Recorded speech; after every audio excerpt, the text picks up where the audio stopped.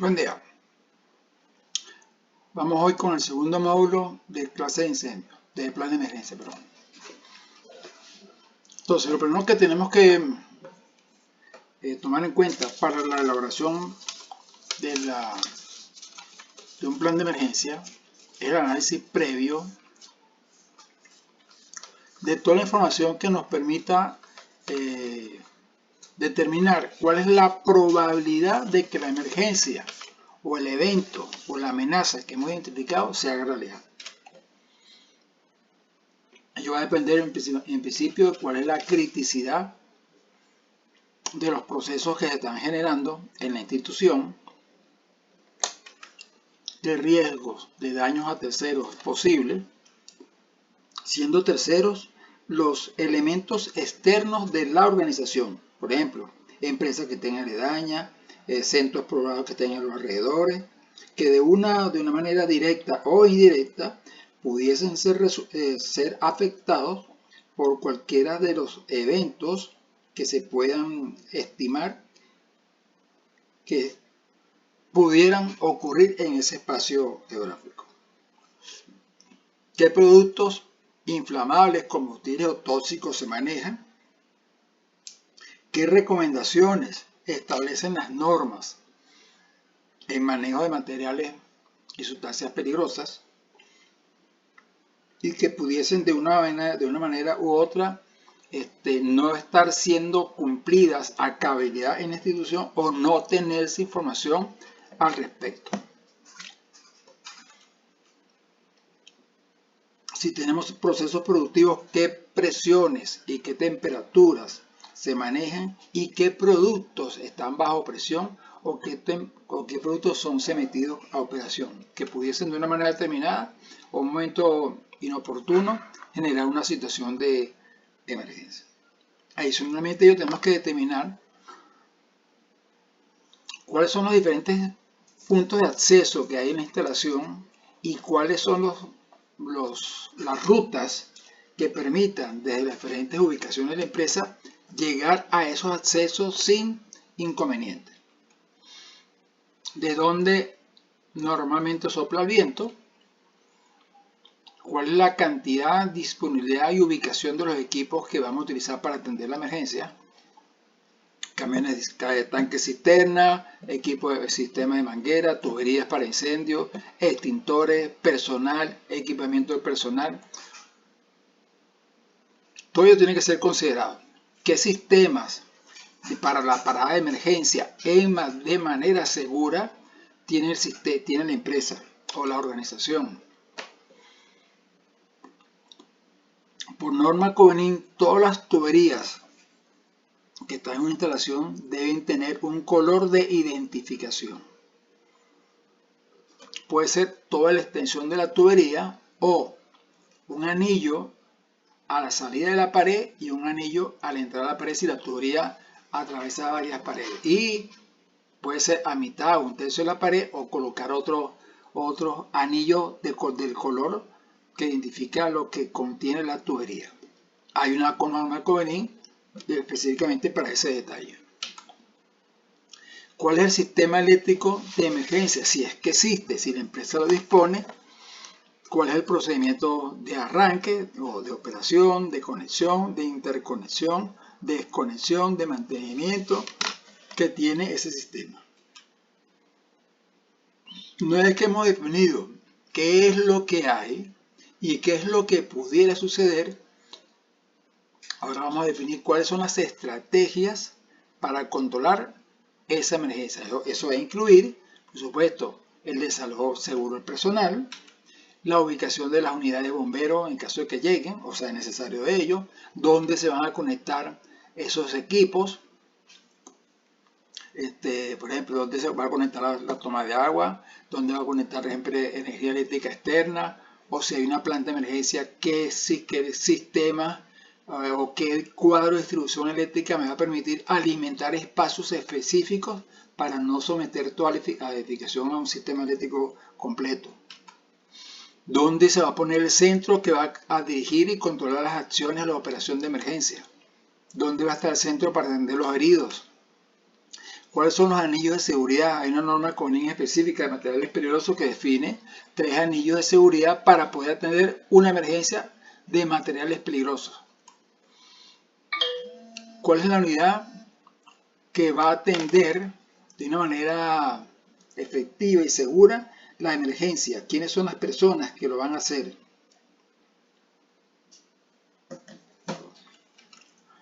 ¿Cuáles son los diferentes canales de comunicación y con quién se van a atender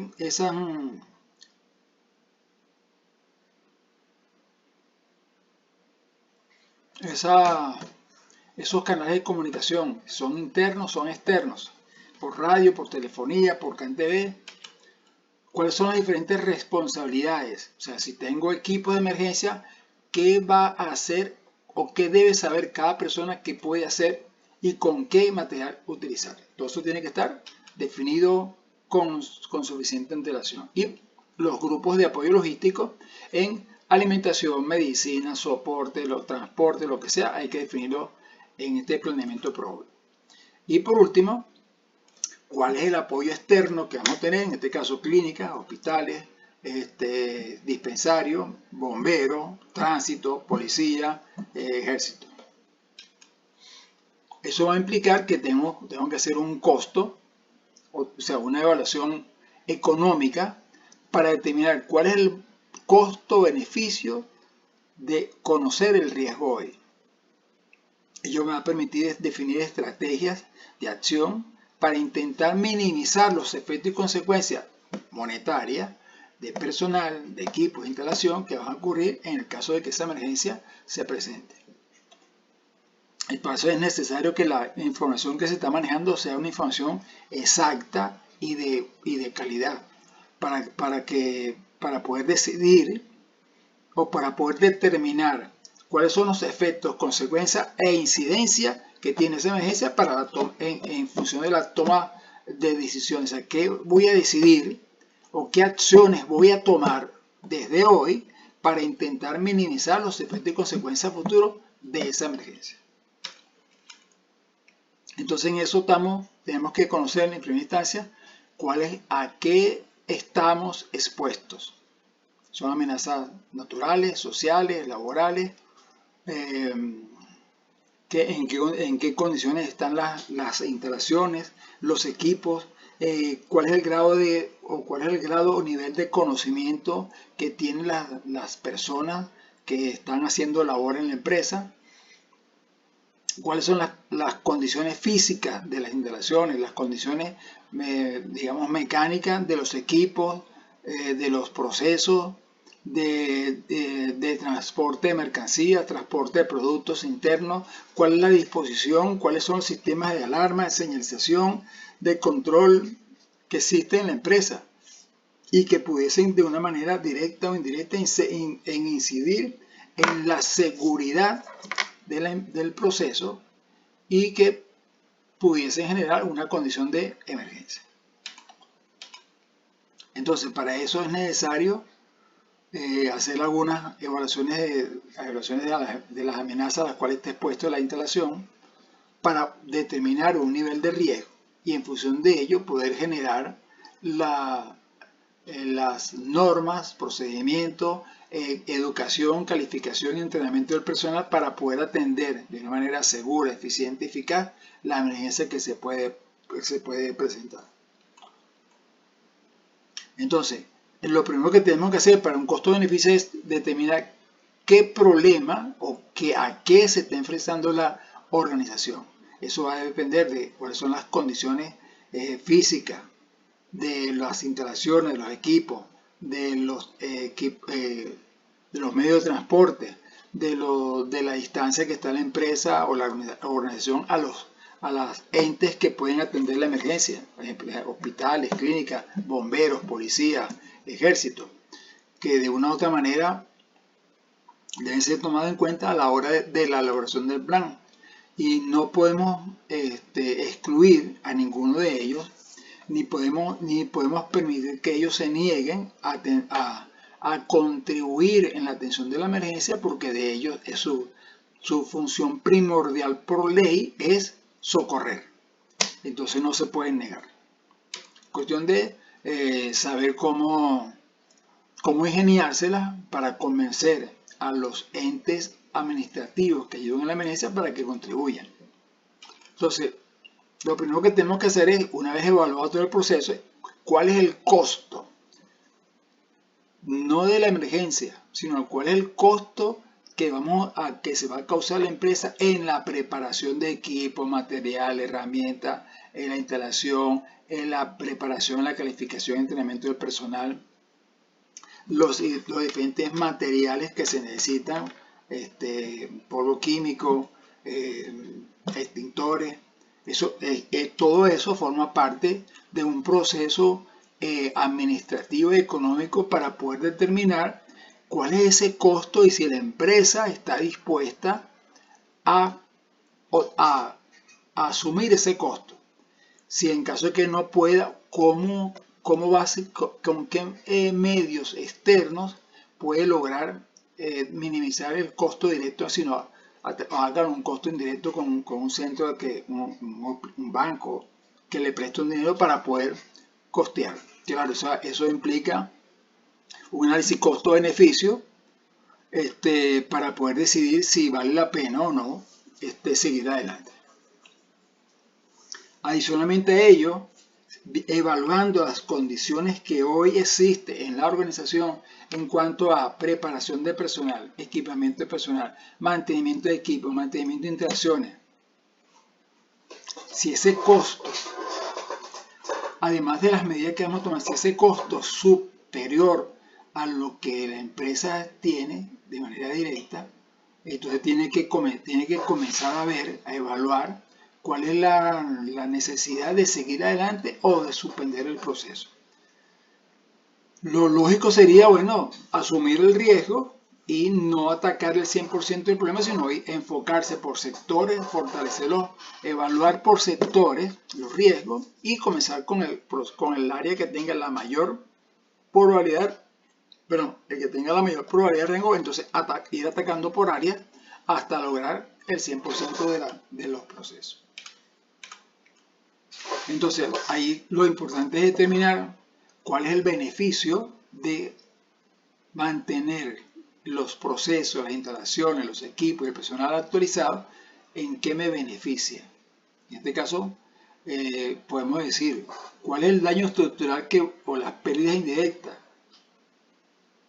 o la cantidad de víctimas que pueden ocurrir si yo no hago nada y qué puede suceder si yo hago un 10, un 15, un 20, un 50% o un 100% de las medidas de preparación, corrección y mitigación.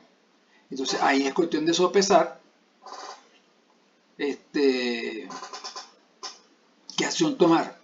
Claro, ello va a implicar en primera instancia la aplicación de unas medidas urgentes para intentar contener cualquier emergencia que se presente en la manera inmediata. Hay que evaluar cuál es el espacio que está más afectado y entonces, o probablemente más afectado, y por ahí comenzar a hacer la evaluación.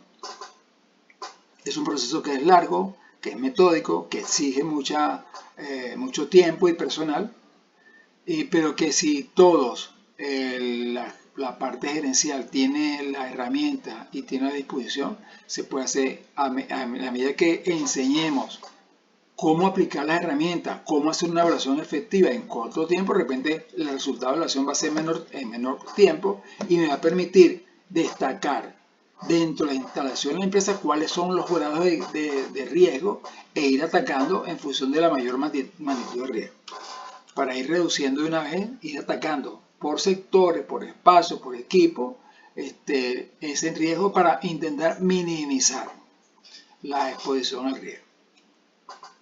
Entonces ahí lo que hay que, en este caso, cuáles son las diferentes alternativas que tengo, cuál es el costo medio de cada una de ellas, de esas áreas que tengo, determinar el costo-beneficio para poder saber hacia dónde, desde el punto de vista monetario, la empresa debe fundamentar su proceso de acción.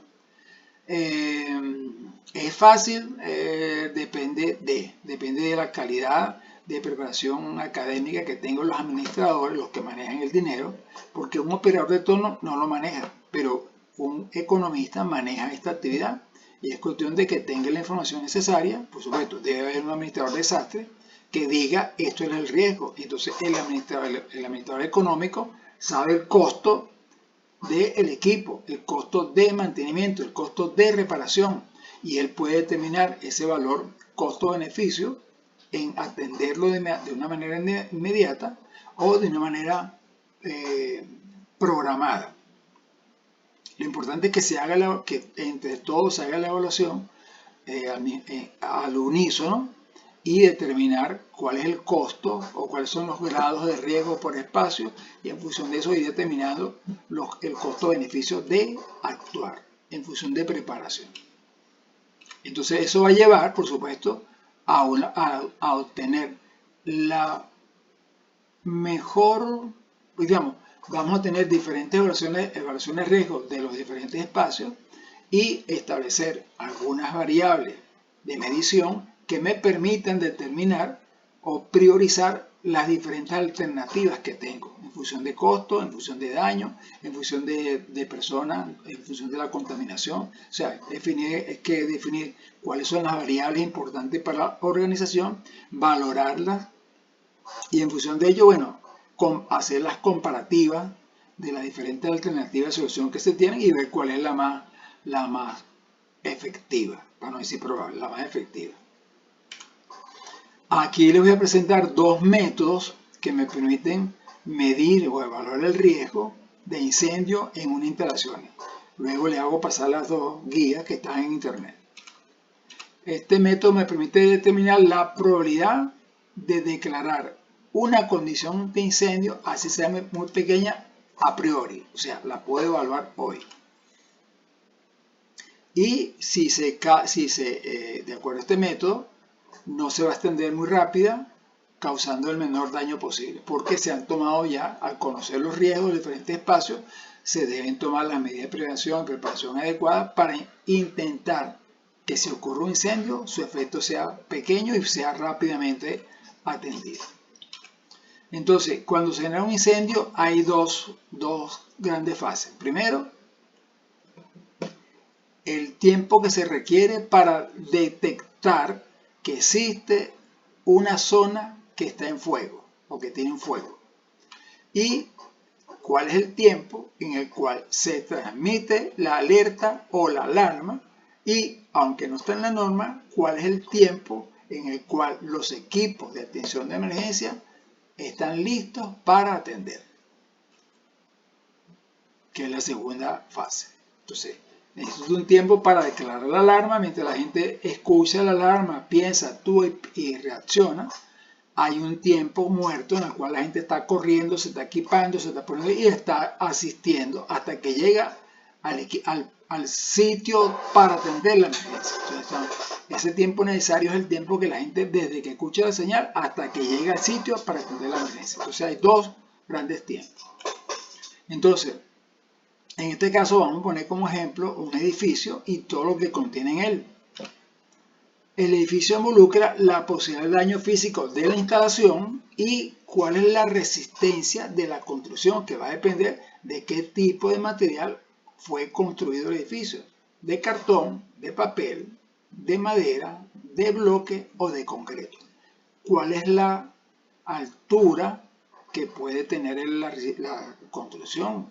¿Cuál es el material que está dentro de la empresa? Y eso va a poner en contexto a qué riesgo están sometidas las personas y a qué riesgo están sometidos los bienes que están dentro del edificio.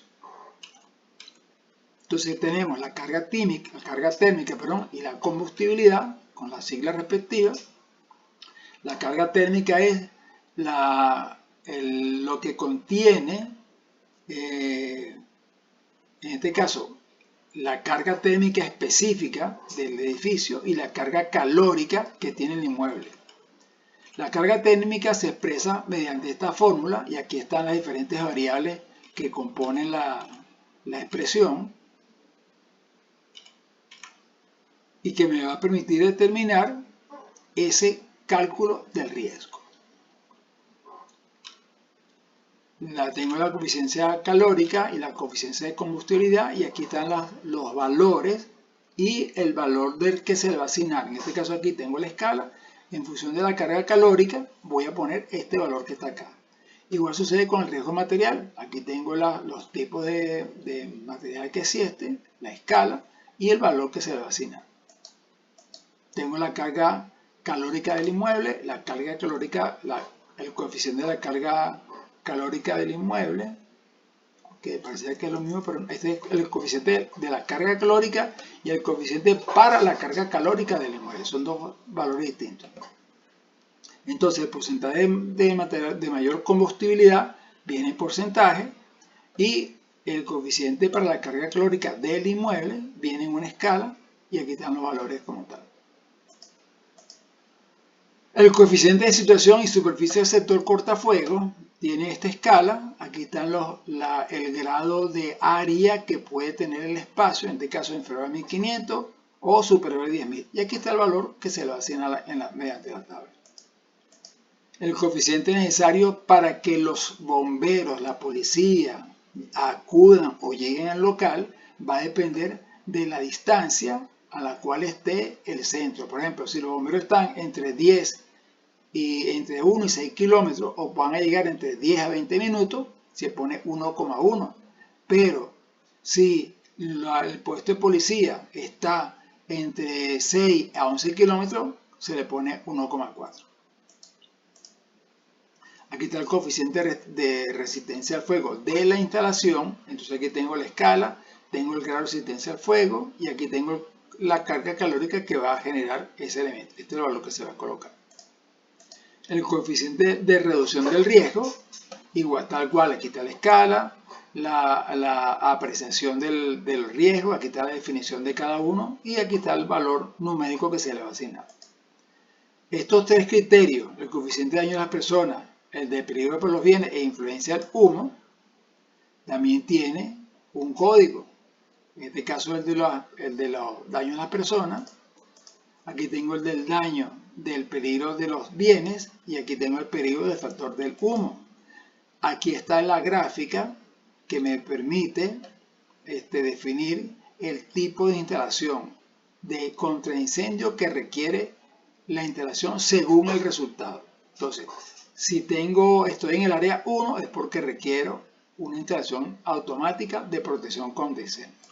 Si el resultado es 1A, entonces es de menor riesgo posible. Si es 2, que sería aquí, este espacio que está aquí, requiere una instalación automática de extinción. Si es 3, que está aquí, que es este área que está aquí abajo, la instalación requiere un equipo de predetección y de extinción.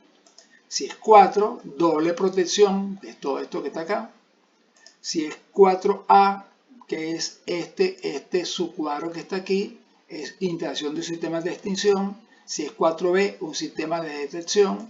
Si es 5, que es todo esto que está aquí arriba, una instalación de sistema de detección y extinción. Doble sistema. Un segundo método que se llama el de Mesery me permite, en función de la evaluación de los espacios de riesgo, me permite caracterizar los diferentes espacios de la instalación para poder ponderarlos para obtener una evaluación a posterior.